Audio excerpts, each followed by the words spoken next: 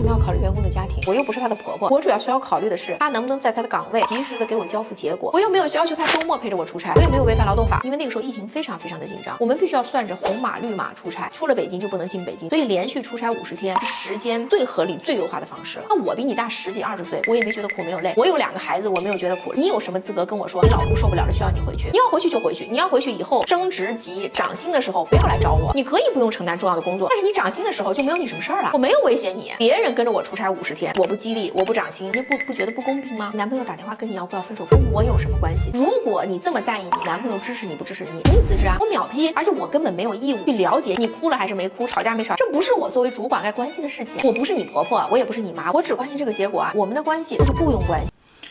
最近啊，网上有一位叫瞿静的人出名了。他在抖音呢拍视频 PUA 打工人，结果他这个百度霸道副总裁的人设崩塌了，然后被迫要辞职。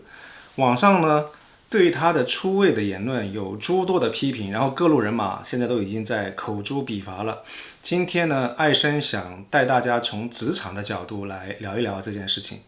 很多人其实不太能够理解为什么百度的公关高管可以用公司的资源来帮自己做网红。其实呢，我个人对于 PR 的理解主要来源于以前公司的2个同事，他们一位呢是负责做这个公共关系 PR，另一位主要负责政府关系GR。说起来呢，他们2位其实跟这个瞿静的背景非常的类似，甚至还颇有渊源。其中一位是毕业于这个国际关系学院，他在政府的这个外事部门工作多年，是非常典型的体制类的精英。另一位呢，实际上是在南方某1线城市做过媒体人，然后后来去了百度，所以其实跟这位瞿静是有非常类似的这个职业发展的一个轨迹。后来呢，被我们那个公司挖过来来负责我们公司的这个公共关系。这2位呢，其实都是非常沉稳非常低调的人，很多时候在幕后就把工作做完了。所以的确在传统媒体主导的那个年代PR 他们在幕后做工作就可以搞好这个政府关系搞好媒体关系大多数问题都能够非常有效的得到解决。不过我觉得现在时代不一样了，自从自媒体崛起以后，实际上是瓦解了传统的这个媒体时代这种中心化的单向传播的一个格局因为现在呢，你很难像以前一样影响其中几个非常大的这种媒体的话，就可以搞定关键的这个信息传播的节点，来说服观众，来影响这个公共舆论。从另外一个角度来看目前这个公众他们也不会再满足于这种被动的填鸭式的这种信息投喂方式，比如说你开一个新闻的这个记者招待会你发一个什么公司统一格式的通稿或者是你请这些媒体的朋友做一个什么软文或者写一篇文章来吹捧一下公司或者吹捧一下产品之类的。现在的公众更多他们是期望进行一个平等的交流，然后最好可以通过一些社交平台跟这个高管或者跟意见领袖进行直接的互动。所以我非常认同的一个观点就是现在的这个公共关系应该更加的主动，更加的透明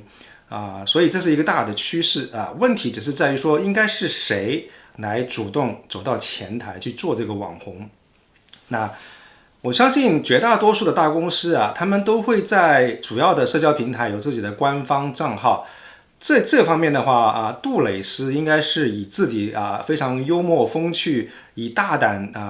出格的这种文案而著称的，所以他在不同的平台上是圈粉无数非常大的提高了杜蕾斯这个品牌的知名度跟美誉度，所以这是一个非常成功的一个案例。不过呢，我觉得这条路不适用于百度，因为百度这个公司的形象已经烂大街了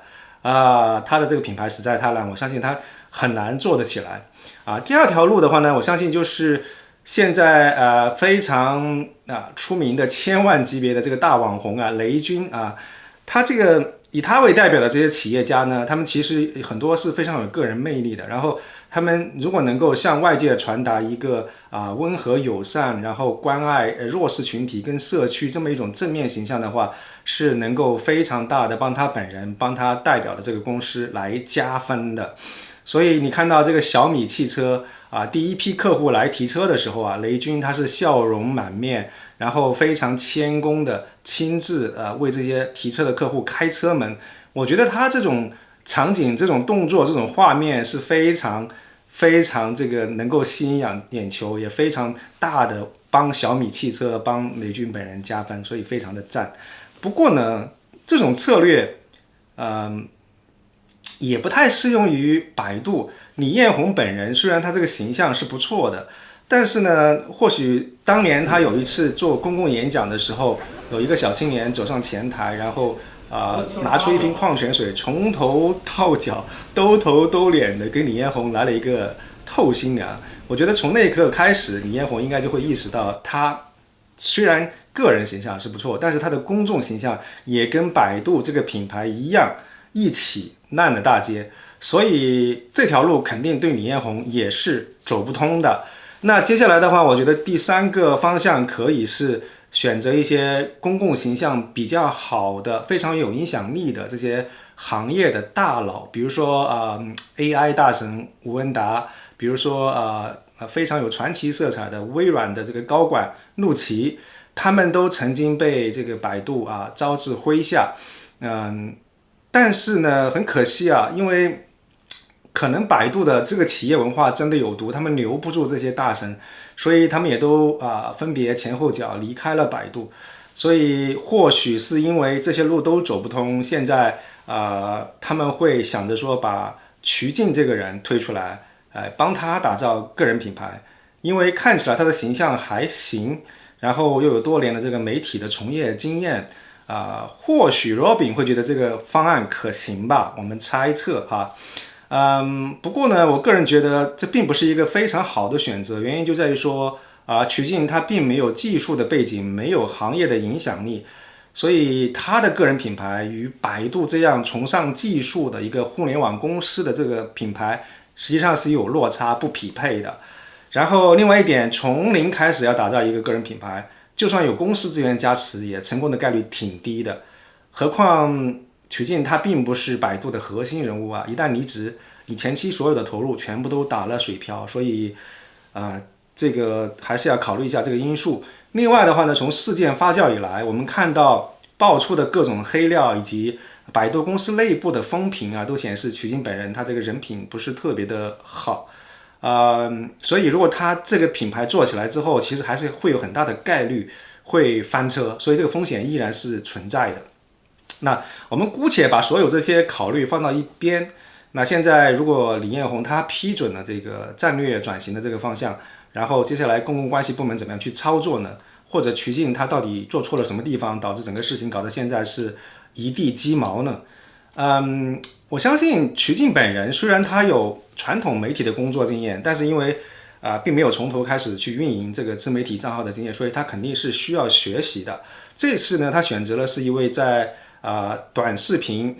野蛮生长的那个年代成长起来的一位大咖。当然他这个有非常成功的运营这个个人品牌的一些经验。不过呢，我觉得问题在于说这位野生导师他的经验未必适用于瞿静和百度的这么一个情况。首先第一点，你想想看，你如果个人想要快速起号，其中一个捷径就是你去买现成的这个账号，里面可能已经有70-80万的粉丝，对不对？然后你改了这个账号名，换了自己的头像，好像就可以很快的起号。但问题是这种做法非常非常容易被拆穿，很容易造成丑闻，所以这个风险是挺高的。另外一点就是我们看到瞿静他要求说公共关系部门的所有员工都必须开自媒体账号，每天要发短视频，这种很明显是这些常见的什么媒体矩阵的一些做法。但是问题是你这个公共关系部门的职责就是开始做自媒体嘛，你忘了还要做危机管理嘛？这件事情现在变成一个危机本身，也说明他们这些人已经开始不务正业了，就是没有用心去做好媒体什么政府跟投资者的关系，全部都跑去拍短视频了。难道做自媒体就是公共关系的这个所有的职责了嘛？所以这个也是一个不容忽视的一个就是错误。另外的话呢，本次最有争议的一个事情啊，就是视频开始我们看到这个曲靖他在短视频里面说的话非常的有争议性。如果是一个新人做自媒体的话，个人账号其实有选择一些有争议性的话题，我觉得问题不大，因为就算操作不当的话呢，对于个人来说我损失非常有限。但是问题是，你如果是一个公司账号的话，你操作一旦翻车的话，会直接影响公司的形象，而且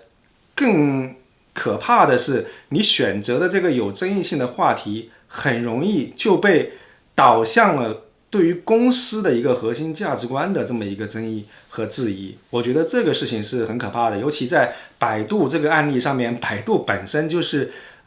一个坦白讲价值观非常歪曲的这个唯利是图，然后不择手段的这么一家公司。所以你的观众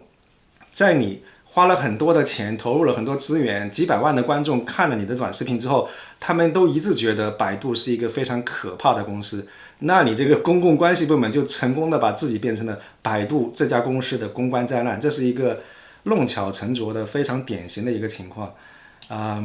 对。然后接下来我觉得他的人设设定本身也错了，因为我理解哈，你要从中国千百万的这个创作者当中脱颖而出，你可能不得不剑走偏锋所以你打造了一个尖酸刻薄，然后颐指气使、高高在上的这么冰冷霸道女总裁的这么一个人设。我觉得如果你是个人想要在职场导师这么一个赛道上发展的话，我觉得这个人设问题不大。但现在你是公司的 PR 走出来代表百度，这个问题就比较严重，因为你的受众会觉得你打造的这么一个形象就是百度倡导的所谓狼性文化所以我觉得这些事情看出来就是曲靖为什么对于他野生导师给他的所有这些建议会照单全收，反映出来的一个问题就是作为公共关系部门的高管，我觉得可能是养尊处优网传是千万级的年薪在家里还有保姆服侍，可能脱离群众太久了以后，你对于现在舆情的变化，你对于当下公众的感受实在是丧失了敏感度。你想想看，在996是福报的那个年代虽然打工人也是很辛苦，但是至少大家都非常有信心，觉得努力一点，明天有个更好的未来。但那个年代的话呢，实际上阿里、腾讯、百度、BAT 三家的话呢，以他们为代表的那些企业文化还是在国内备受尊崇的。当时我们公司也在组织学习，想要落实他们其中某一家的这个企业的文化所以你在那么一个情境底下，你设定这么一个人设，我觉得问题不大。但是现在时过境迁，然后经济情况不明朗工作机会变少，很多打工人都在挣扎求生存的当下，你还来摆出一副这个资本家就是冰冰冷冷的这么一个臭嘴脸，其实很容易让大家反感。更何况我们还有一个这个某电动汽车 CEO拿员工的牺牲和奉献来宣传新车，然后这个事情翻车了，这么一个前车之鉴摆在前头，你接着再来翻一个跟斗，可以想象这个曲靖完全没有从这件事情当中吸取任何教训。另外就是从他在短视频当中表达的这些事情其实也可以反映得出来，就是以曲靖为代表的百度管理层，他们的价值观也的确是有点点扭曲。到底一个正常的一个公司或者一个正常的管理层，他们会是一个什么样的这个 mindset 呢？我觉得我以前公司的一个公关的案例非常有代表性当时的话呢，这家公司实际上是一个在线教育公司，然后是美国的老师在线教中国的小朋友学习英语嘛然后家长会通过网络预约老师的时间，然后这个公司呢会负责管理老师的考勤，如果老师爽约太多的话呢，就会发电子邮件警告，直至开除这个老师因为当时公司雇佣了全美国数量最多的老师，大概有数万人，所以不太可能完全用手工来管理，所以开发了一个系统来自动的管理这个老师的考勤比如说如果老师有超过3次无故缺勤的话，系统就会自动发一封邮件去提醒，然后给他一个警告，然后超过10次，系统就会自动的发一封解雇信跟这个老师解除这个合作关系。看起来系统的逻辑跟设计没有什么问题，不过还是有一些意想不到的情况发生了就是有一位美国老师，她是一个比较年轻的妈妈，然后她的女儿因故突然过世这么一个非常悲惨的事情发生以后，我想任何人遭此变故都会措手不及这位妈妈也不例外，她当时大受打击终日以泪洗面，然后当然是肯定是顾不上她这些电子邮件也没有时间可能有这个心情去上网跟公司说明情况，所以她就是悲痛欲绝的妈妈突然间收到邮件被解雇，还失去了收入，这件事情就变成雪上加霜。然后她的故事在这些美国老师的这个 Facebook 群组里面被分享以后，马上就演变成了一个公关灾难。如果按照你这个瞿劲的逻辑的话呢，其实公司也好，管理层也好，在这件事情上并没有什么的错误，因为先后发了好几封邮件去提醒是这位老师他自己没有及时去处理嘛似乎跟公司没有任何关系，而且更严格意义上来讲，这个时候公司跟这个美国老师也不是直接的雇佣关系，更多的类似是一种合约关系不过呢，但是公司的上下其实当时没有任何人从这个方面去想这件事情在内部的话是由我来牵头重新审核，重新改善了整个流程的设计，并且修订了这个系统的逻辑，然后从这个事情发生以后，所有可能会被解雇的这个 case 全部都会由人工来跟进，确保不会有任何类似的误会再发生。然后从 CEO 的角度的话，当时我们的公共关系部门是直接去美国老师的家中去登门拜访，然后亲自表达歉意最终是得到了老师的谅解其实并不是说这是因为这个 case 比较特殊演变成了一个公关灾难，所以我们才特别处理，而是整个公司的管理层从上到下就不会有像瞿劲这种思维方式后来其实整个公司因为国内政策变故的原因不得不叫停以后，其实很多美国老师还是非常的伤感，因为他们跟自己的学生建立了非常密切的联系，而且他们会失去了一个在家里赚钱的这么一个工作机会，所以可以想象一个正常的公司正常的一个关系实际上是互相成就，大家互相理解的。所以从我个人的角度来看，从我过往的这个职业经验来看，我其实很不太能够理解为什么瞿劲他会就是在短视频当中大放厥词，说什么员工闹分手提离职我秒批什么作为管理者我为什么要考虑员工的家庭，我又不是他的婆婆说白了其实瞿劲他这个说法并没有什么错，对不对？每一个打工人心里都了解到底职场是怎么一回事，犯不着由你来这边 PUA， 显得你好像特别精明你一语道穿了事物的本质，不是这样的。其实员工跟企业之间的关系说到底我觉得是一个将心比心，这种要有同理心，说这种不着边际的话你真的会惹恼所有的打工人，因为坦白说你公司既然可以扯开员工跟公司之间这种一层温情的这个面纱，完全用这种赤裸裸的雇佣关系，用这种色达来处理跟员工跟下属的关系的话，你坦白讲你可以这样刻薄的对待我们，作为员工的话我也可以有1000种方法去上班的时候去摸鱼去磨洋工，我可以有1万种办法去吃里扒外，把公司的利益出卖给外人，对不对？所以你不要觉得好像自己做到了公司管理层的高位，你就可以为所欲为，最终你一定会被自己的这种愚蠢行为反噬的。其实在这个短视频当中提到的这个案例实际情况是瞿劲带着一个女下属，他们去深圳出差连续50多天因为这位女生的男朋友有意见嘛，所以这个女生就想说请假能不能休息几天，我回一趟家陪一下自己的男朋友。我觉得这是一个人之常情，而且也是非常合理的一个要求。结果呢瞿劲他就非常拽的拒绝了这位女生，而且还逼女生辞职。更可恶的事情就是瞿劲其实他的家是安在深圳的，所以对于这位女生来说是真的出差了50几天，而对于她自己本人来说，她就是跟家人生活在一块儿的。所以我觉得如果是我处理这么一个情况的话，不考虑疫情这个特殊原因的话，如果实在是没有办法可以让她放假回一趟北京的话，我会安排免费的机票、免费的酒店让这个她的男朋友来深圳来陪这位女生。那如果疫情期间做不到的话，我也一定会想办法，就是送女生一套免费的酒店高级餐厅的这些券，来安抚一下自己的同事。我相信任何一个 EQ 正常的老板都会想得到这些做法，而不是非常强硬的拒绝，甚至逼人家辞职。想当年有一段时间，我本人家在广州，然后工作在上海，我的老板就会非常刻意的隔三差五就安排我去广州出差。我觉得这些都是非常人性化的做法。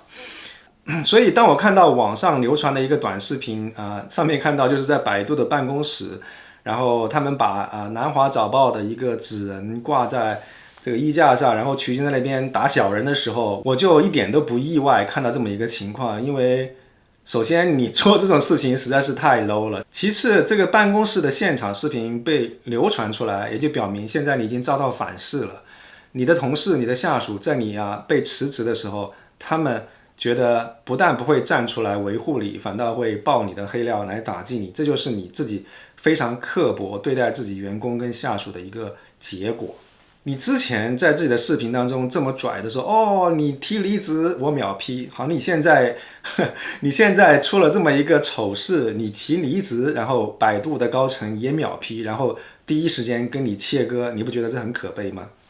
之前这个瞿静赤裸裸的威胁自己的同事和下属说，我可以让你在这个行业里再也找不到工作。好，现在网上流传出来，作为百度公关部门的高管，你在私底下静悄悄的收集政府高官某个大领导的这个私人的隐私跟私人的信息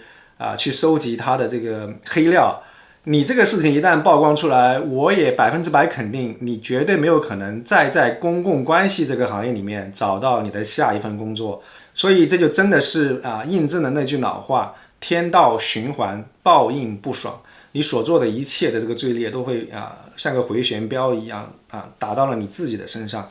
这里是爱生的频道，非常感谢您看今天的视频。如果我的分享对你有帮助的话，请记得点赞、转发这个视频，并订阅我的频道。祝你有心情愉悦的一天，谢谢。